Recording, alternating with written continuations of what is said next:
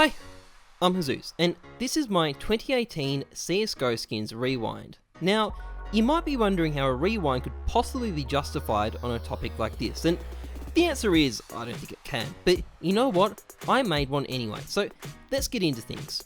Now, for anyone who's involved in skins, 2018 was a pretty dramatic year. It's a year where everything changed, and in my view, there's been something of a rebirth, and I'll explain what I mean by that at the end of the video, but for now, I just want to take everyone back to the start of 2018, which at this point seems almost like a different world. So if we go back to January at the start of the year, CSGO was on something of a high. The player base was up, the skins economy was doing pretty well, it was being boosted by Christmas and all that, and more importantly, the economy was dominated by a network of third-party skins businesses, gambling sites, trading sites, cash-out sites. They were all there and they were all thriving. There was this huge network built around skins which provided a lot of services, made a lot of money, and maybe also did some slightly unethical things. However, at the same time, there was also a sense that CSGO was an aging game. It wasn't quite reaching its past highs again. It seemed to have already peaked, and you could raise questions over what its long-term prospects really were at this point. Still, at the time, things were good. The Boston major stickers were out, and there was a lot of excitement, not just for the upcoming major, but also for the stickers of the two teams, Tyloo and 100 Thieves, that dropped out in the lead up to the event, causing Valve to pull their stickers, leading in turn to brief and massive price spikes before the price then came crashing back down, leaving a lot of people feeling kind of burnt. Still, the Boston major itself was a real barn burner. We got some amazing CS, particularly the incredible final between FaZe and Cloud9, which really strikes me as a good metaphor for the high that CSGO was on at the time. And you know who else agrees with me that CSGO was in a great place at the start of 2018? 3Clicks Philip. Isn't that right? I think the community's in a good place right now. See, he agrees with me. I wonder if he's got any other thoughts on the future of the game though. Yes, it's easy to see the new record-breaking peak viewing figure and to think that CSGO is more popular than it has ever been before. But in reality, the game is beginning to slip. Oh, that's a bit more ominous. Oh, I wonder if that's some foreshadowing or something. Anyway, as Skadoodle cried manly tears of joy on stage at Boston, something else had the attention of everybody interested in skins, and that would be the Boston sticker sale, which kicked off on the 27th of January, and despite the fact that the stickers were kind of meh, it actually made for some fairly decent investments. Now, the sale itself wrapped up on the 30th of January, and it didn't take long for the next bit of drama to start off, and this would be 100 Thieves releasing its CSGO team after playing a grand total of 0 official matches. I mean, that's got to be a record, right, KNG? Easy man, easy. But hey, after people got burnt by the initial rush to buy 100 Thieves stickers, there's no way there'd be people making the same mistake again, right? Nah, just kidding. There was another big rush to buy them and the price collapsed afterwards, but that happens a lot. You may as well get used to it. And Valve didn't even make us wait long to get some new skins in the game either. On the 15th of February, we got the Clutch case with a whole bunch of cool new skins, as well as new glove finishes, and also another community sticker capsule, not that anyone gives a shit about that. And at this point, things were generally pretty good for anybody involved in skins. Prices were high, things were selling, third-party sites were thriving. There'd never been a more vibrant economy based around skins. It just seemed like it'd be sunshine and rainbows for the foreseeable future. I mean, what could possibly go wrong? By the 29th of March, there hadn't really been any new updates, and people were starting to get a bit bored. People wanted an operation, they wanted something interesting to keep up interest, because things were starting to slow down. Valve certainly agreed that there was a need for a change, but the change they wanted was a little bit different to what people were expecting. Essentially, Valve decided that the time had finally come to drive a stake through the heart of CSGO skins gambling, and began taking the necessary and painful steps to do so, starting, first of all, by adding a 1-week cooldown period on all item trades. As I said at the start of the video, at this point in time, CSGO had a vibrant scene of third-party businesses using skins, and all of them were symbiotically interlinked, so by necessity, killing off gambling would badly hurt non-gambling operations, whether they were trading sites or cash-out sites or things like that. But this change also contained a double whammy, because all these businesses were built around the idea that you'd be able to trade instantly. By implementing the trade hold, Valve effectively compromised their fundamental business structures. and the impact on the scene was going to be pretty dramatic. Now, this is not to say that Valve was automatically wrong to do this. You could easily argue that the gambling industry was a cancer on CSGO. Obviously, quite dramatic treatments are sometimes justifiable to get rid of cancer, but whether you think this was a wanton act of unnecessary destruction or the behaviour of a responsible games developer, there was going to be a lot of shit flying in the coming months. With the trade hold in place, Valve did not waste any time beginning to ban the bots of gambling sites. Now, cash out sites and trading sites were all safe, even OPSkins was still fine at this point, but the gambling industry that had sprung up around CSGO was about to be more or less destroyed in one fell swoop. Now, it's hard to verify exactly which sites went down and in what order, but what we do know is that CS Magic was among those hit, and its owner, McSkillet, got his inventory banned in the process, as I understand it because he used the same phone number on his main account as one of the bots. At the same time though, the community was fighting back, gathering over 150,000 signatures on a petition to revert the trading rules, and plenty of YouTubers were also letting their feelings be known. I don't really know why the fuck this actually happened. They just want to prevent you from trading and you can't retrade for 7 days. But this could also kill CSGO, kill the CSGO skin economy, just destroy everything that we know and love. In what universe did they think this was a good idea? Oi, oi, oi. Valve, however, was not moved. In fact, when a Valve employee was quizzed about it on Twitter, he made it clear that they were set in their decision. But what did move was the player base, down 18.4% or an average of 65,000 players at any given time during April. And the impact on the non-gambling part of the economy built around skins was pretty bad. If the owner of Skin Baron is to be believed, cash-out sites lost as much as 75% of their revenue, and a whole bunch of trading sites outright shut down, and skin prices on the whole took a pretty big hit. In this environment, OPSkins, which dominated the cash-out market at the time, decided it was going to take action, ostensibly for the benefit of the consumer, but their real motives might have been slightly more to do with economics. You'll see what I mean.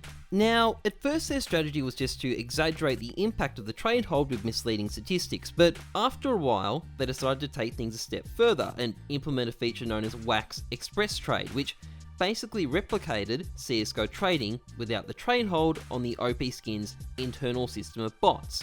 Oh, and it also contained a public API in case you, I don't know, wanted to set up a business using this trade function, like a gambling site, which is a brilliant move in many respects. It basically foiled the efforts of Valve to shut down the gambling part of the CSGO economy, allowing them to bring back lots of lost business as well as strengthening their grip on the market as a whole. So I wonder how Valve reacted to all of this. Oh, okay, so cease and desist letter and they're shutting down all of OPSkins bots. So OPSkins were driven out of the skins market. They weren't killed per se, but their role in cashing out skins was brought forever to an end. And verbally at least, they came out swinging. They declared that Valve were just a bunch of money whores who were trying to direct business back to the Steam community market and away from other platforms. The community, on the other hand, wasn't really buying it, and for the most part they regarded it as an inevitable, if unfortunate, demise for a service run by a bunch of money whores who crossed the line one time too many.